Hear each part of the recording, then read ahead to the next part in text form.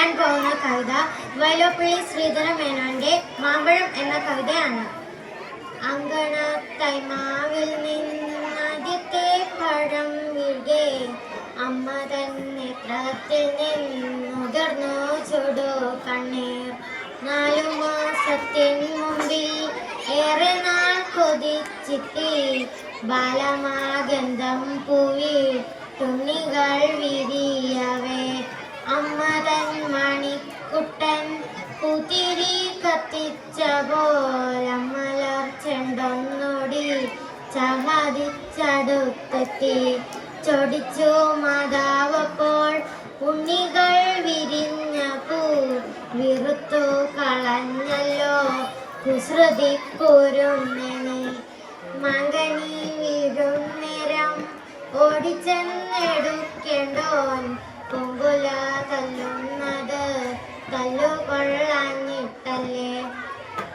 പൈതലിൻ ഭാവം മാറി വദനം ഭുജം വടി കൈതവം കാണാ കണ്ണ് കണ്ണുനീർ തടാകമായി.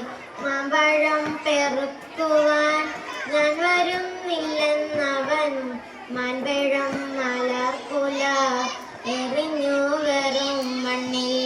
വാക്കുകൾ കൂട്ടിച്ചൊല്ലാൻ വയ്യാത്ത കിടാങ്ങളെ ദീർഘദർശനം ചെയ്യും ദൈവജ്ഞരല്ലോ നിങ്ങൾ.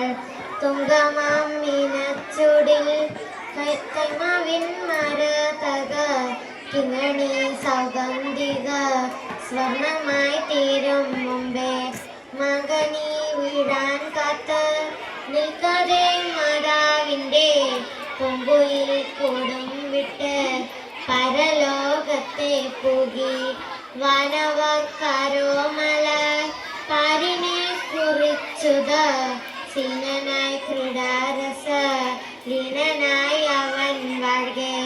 അങ്കണത്തൈമാവിൽ നിന്നാദ്യത്തെ പഴം വീഴ്കെ അമ്മ തൻ നേത്രത്തിൽ നിന്നുതിർന്നു ചുടു കണ്ണീർ.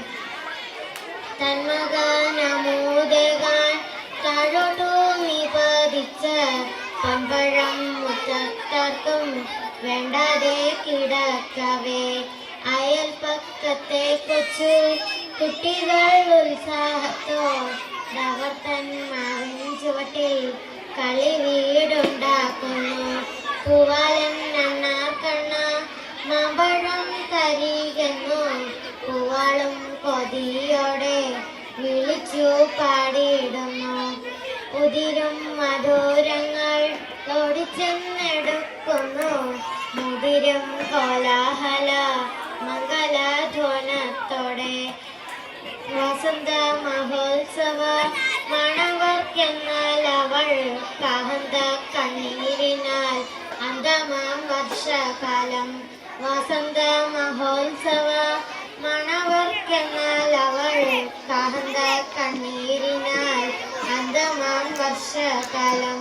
പുരതോ നിസ്തബ്ധയായി തെല്ലിടാൻ നിന്നിട്ട് തൻ ദുരിത ഫലം പോലുള്ള പഴം എടുത്തവൾ തന്നുണ്ണിക്കിടാവിൻ്റെ തരുടൽ മറ ചെയ്ത മണ്ണിൽ താൻ നിക്ഷേപിച്ചു.